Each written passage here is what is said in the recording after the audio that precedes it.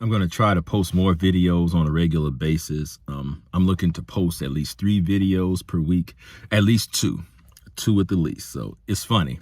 I complain about inactive fighters, but I've been an inactive poster. So I'm going to try to improve upon that. I'm looking to upgrade. I'm looking to do more professional videos, give a better presentation, better backgrounds, better spaces, and just a better presentation altogether. So I really thank you for your support. Thus far, I'm trying to reach 1,000 subscribers by the summertime, so please help me out with that. Please hit the subscribe button. Please hit that bell notification so you know when a new video is up. So the video I'll be posting, the fight I'll be posting in this video comes by way of request, and it is coming from Terrell C. I thank you for another great request and for participating in the channel. The fight that he mentioned is a explosive heavyweight clash. I wish this would have taken place at some point. Here it is. Evander, the real deal Holyfield versus David, the Tua man Tua. Now, both of these guys fought in a great heavyweight era. The 90s and the early 2000s was a great heavyweight era. And that's when most fighters were still active, fighting on a regular basis. That's when the best fought the best. You couldn't avoid one another. You couldn't get around each other.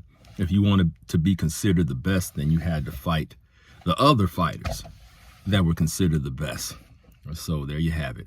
Holyfield versus Tua.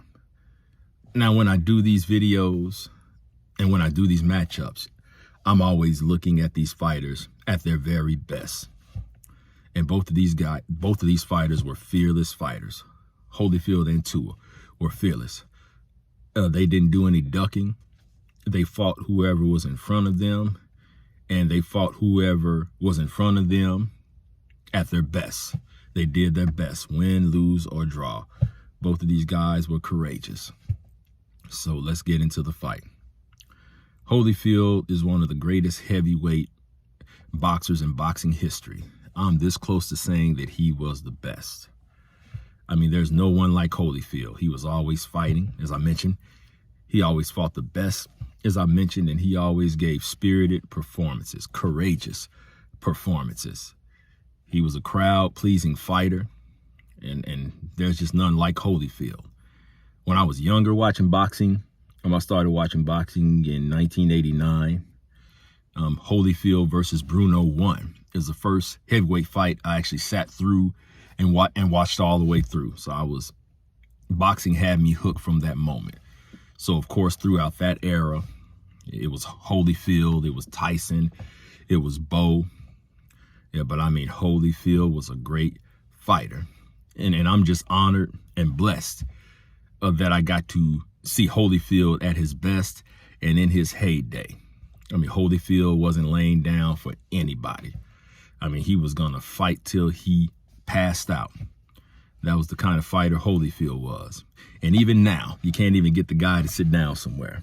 Holyfield just loved to fight. He just loved to mix it up. And Holyfield was just born to be a fighter. So I would say Holyfield had the biggest heart out of all fighters throughout boxing history. There was no one with a bigger heart than Holyfield, in my opinion. I'm sure you all look at other fighters and think the same. But as far as heart goes, just strictly heart, it's all Holyfield, in my opinion. The guy just threw punches from all angles. The guy could hit. Holyfield had a chin. Same with David Tua. And David Tua is compared to Mike Tyson with good reasons. This may be an unpopular opinion, but I think that David Tua was as good as Tyson. Had the same style, quick hands, power. He knew how to get on the inside and cause damage. Had a great left hook like Tyson, a great body puncher like Tyson, had a great bob and weave game like Tyson. So that's definitely one fight that should have happened. Tua versus Tyson. I think I did a video on that, but nevertheless, that fight should have happened.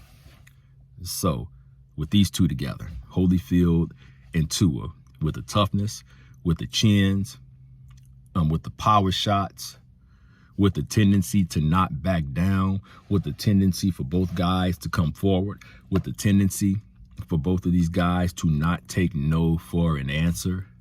This is an explosive fight. This is a dangerous fight for both guys. But the fans win. The fans are the ultimate winner in this fight, no matter what. So it just comes down to who's standing last. It just comes down to who's standing last. I almost don't care who wins this fight. I almost don't care. But except for the rare case of a draw, you know, someone has to win and someone has to lose. And so let's get it.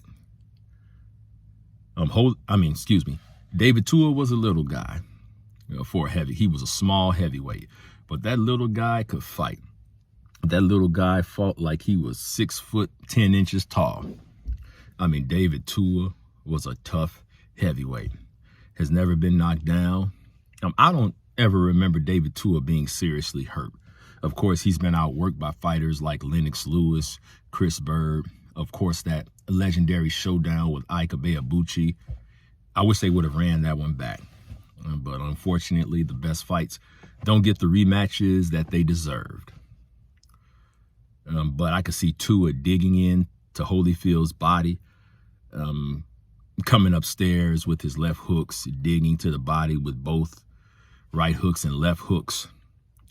But I see Holyfield coming back in Holyfield fashion, taking some punishment and dishing out punishment.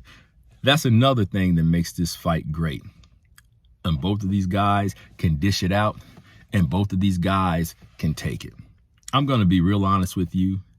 This fight could go either way. This fight could really go either way. So I really have to look for small things to differentiate these guys, to separate these guys. And I would just say that Holyfield is more tested, in my opinion. Holyfield has more skills than David Tua, although they're equal in toughness. They are equal in toughness. I can't mention the chin enough, the power, the heart, all that stuff. I can say it over and over. You get it. Tremendous fight. What a tremendous fight. But I just think that Holyfield is the more skilled of the two. And I just see Holyfield pulling away in the late rounds. I think Tua has quicker hands. And I think he's a better body puncher than Holyfield. And Holyfield's been hurt to the body a few times. I think that David Tua's chin might be a little better than Holyfield's, since he's never been down. Excuse me. Let me turn this down. So if I just have to make a decision in this fight, I'm going to go with Holyfield by a hard-fought decision. And this fight would likely be a trilogy. So I'm going to go with Holyfield by split decision. So those are my thoughts. Let me know what you think, and I will see you on the next video.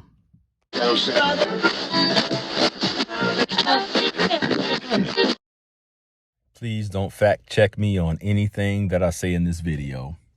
I'm just going off of what I've heard, what I've read on the internet, and just what other people have said. So all of this could be hearsay.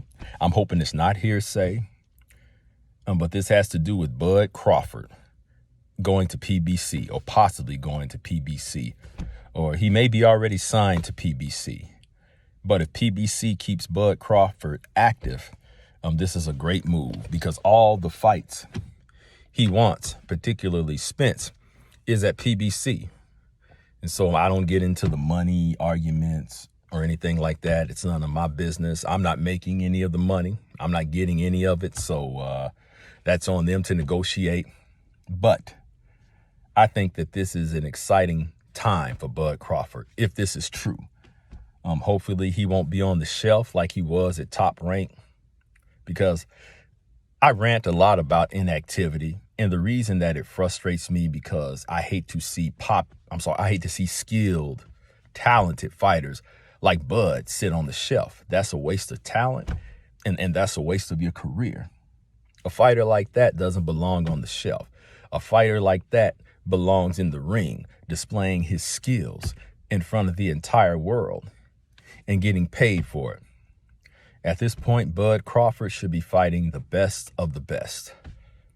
I'm not sure what's going on with the Spence negotiations or the real reason that the fight isn't taking place. All we can do is speculate.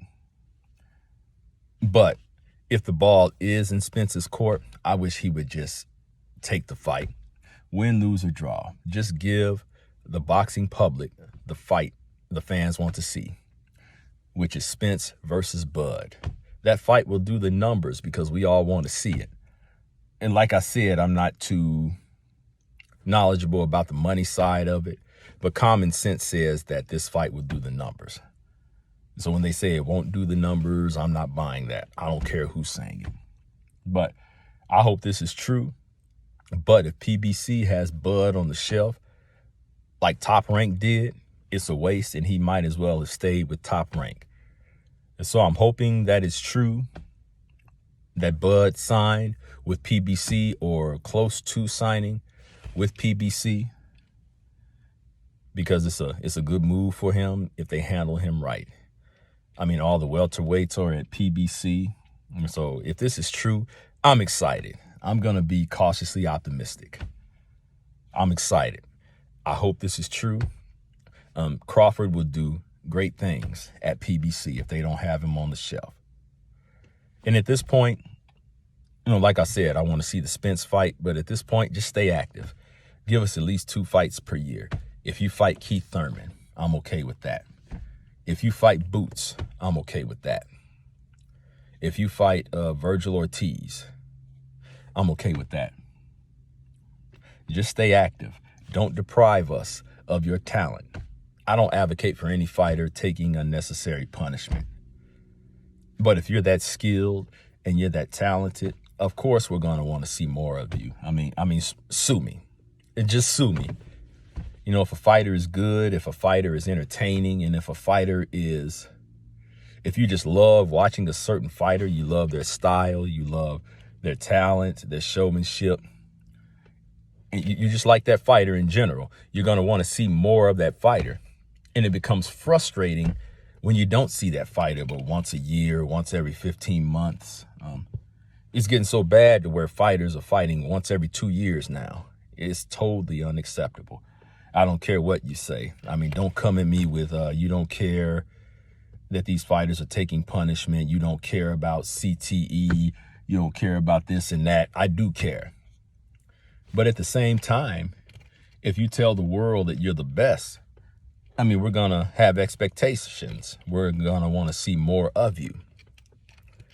Yeah, so I hope it's true.